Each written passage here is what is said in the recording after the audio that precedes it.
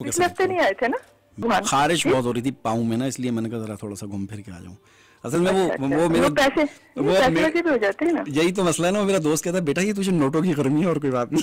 बस देखा, मैंने पहले ही कह दिया ना, जब खारिश होती है ना पाँव में तो वो पैसे सिर्फ ज्यादा आ जाते हैं। और मैंने सुना था थोड़े से बाल भी गिरने लगे तो भी पैसे ज्यादा होते हैं। अच्छा सर से? हाँ, मैं सर से थोड़े से नहीं, अल्हम्दुलिल्लाह वो कोई अच्छा पैसों का मेरे लिए कभी मसला नहीं रहा कोई। यार मांग भाई प्लीज यार मांग नहीं लेना, लेकिन ना आपसे नहीं कह रहा, बाकियों से नहीं वो उधार देते हैं, मैंने सुना था। मैं तो अभी अब तो खैर खत्म ही कर दिया मैंने, लिख के लगाया हुआ है। आप आए कभी आए ना यहाँ देखिएगा, बड़ा सा लिखे उर्दू में, शर्मिंदा मत करें। नहीं मैंने पता क्या लिखा हुआ है, उधार मांग कर ना शर्मिंदा हो, ना शर्मिंदा करें, और दिया गया उधार वापस करके शुक्रिया का मौका दें, ये लिखा है मैंने। हाँ फिर भी शर्म नहीं आती।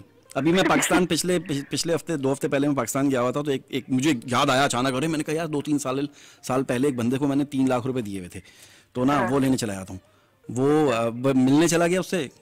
मैंने कहा चलो इसी बहाने मैं कहूँगा कि यार भाई कुछ ख्याल कर लो, तो भाई आते हैं 25,000 और दे के आया उसे।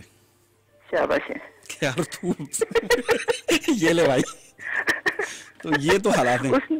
उसने मुंह ऐसे बनाया होगा आपने, कैसे? वो तो जाहिर है, वो तो मर जाते हैं ना, बिल्कुल खत्म बर्बाद हो जाते हैं, है ही कुछ नहीं भाई, खाने के लिए रोटी नहीं होती, खाने के लिए ऐसा हो जाता है। उनके पास बहुत होता है। बाकी दुनिया के सारे मामलात ऐसे ही चल रहे होते हैं, सफर भी कर रहे होते हैं, घूम फिर भी रहे होते हैं, हॉलीडेज पे भी जा रहे होते हैं, शादियों में भी अटेंड हो रही होती हैं, कपड़े भी ले रहे होते हैं, बच्चों को घुमा फिरा भी रहे होते हैं। अगर नहीं है तो उधार वापस करने वाले पैसे नहीं है बस। हाँ वो नहीं है बस, वो भी आप जैसे लोग देखें, मुझे मत छेड़ें इस मामले में, मुझे मत छेड़े। अक्सर लोग कहते हैं ना, तो मैं खुद भी यही सोचता हूँ कि शुक्र करो तुम्हारे पास, तुम्हें अल्लाह ने देने वाला बनाया हुआ, मांगने वाला नहीं बनाया हुआ। भाई नहीं, अल्लाह ने मुझे मांगने वाला ही बना दिया यार, वापस कर दो यार मेरे पैसे, तो मांग ही तो रहा हूँ।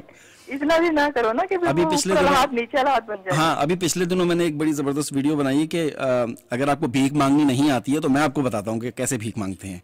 अच्छा।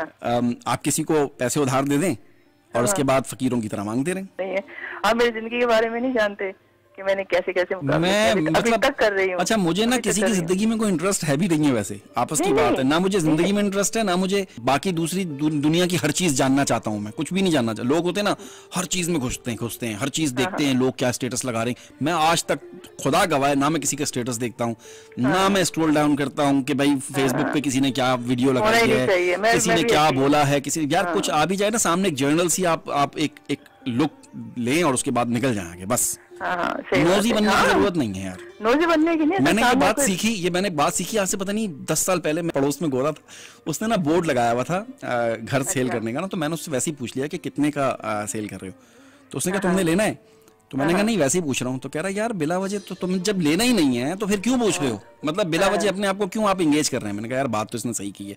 उस दिन से मैंने सीखा है कि यार जो काम करना नहीं है, जिसके बारे में आपसे कोई ताल्लुक नहीं, क्या जरूरत है उसके बीच में घुसने की? जाना नहीं, इसका पता क्यों पूछना? हाँ क्या जरूरत पड़ी है भाई? आप अपनी नौकरी करें, आप अपने घर बार को देखें, पैसा कमाएं और बस अपनी जिंदगी को सुकून के साथ गुजारें, दैट्स इट। आपके ज्ञान देने से ना कोई फर्क पड़ने वाला है और ना ही आपकी बातों को कोई सुनता है। सुन तो लेते हैं लेकिन एक कान से सुनते हैं और दूसरे से निकाल देते हैं बस। आप जितनी मर्जी अच्छी बातें कर लें, जितनी मर्जी अच्छी बातें कर लें, उसमें से एक बात निकालेंगे कि ये तुमने गलत बोला था। हमने पूरा प्रोग्राम 2 घंटे का कर दिया, एक बंदे ने गलती निकाली कि यार वो ना उसने पंदार बोल दिया था, पिंदार होता है लफ्ज। स्पेशल बंदा आया मेरे पास, मेरे उस्ताद मोहतरम खलील अहमद साहब आए, कह रहे हैं यार वो शिकायत आई है तुम्हारी। मैंने कहा क्या हुआ? कह रहा तुमने पंदार बोला। मैंने कहा यार मैं तो रोज लगाता हूँ, पिंदार ही बोलता हूँ मैं, गलती से निकल गया होगा पंदार भाई। अब आतिफ मसूद भी अगर जेर जबर की गलती करे तो फिर तो डूब के मर जाना चाहिए। इत्तफाकन कभी वो स्लिप ऑफ टंग जिसे अंग्रेजी में कहते हैं वो हो गई होगी तो पंदार निकल गया होगा। नहीं हो जाता है, हो जाता है। आपसे तो अक्सर ही होता है, आपको तो ज्यादा पता है ना। हाँ।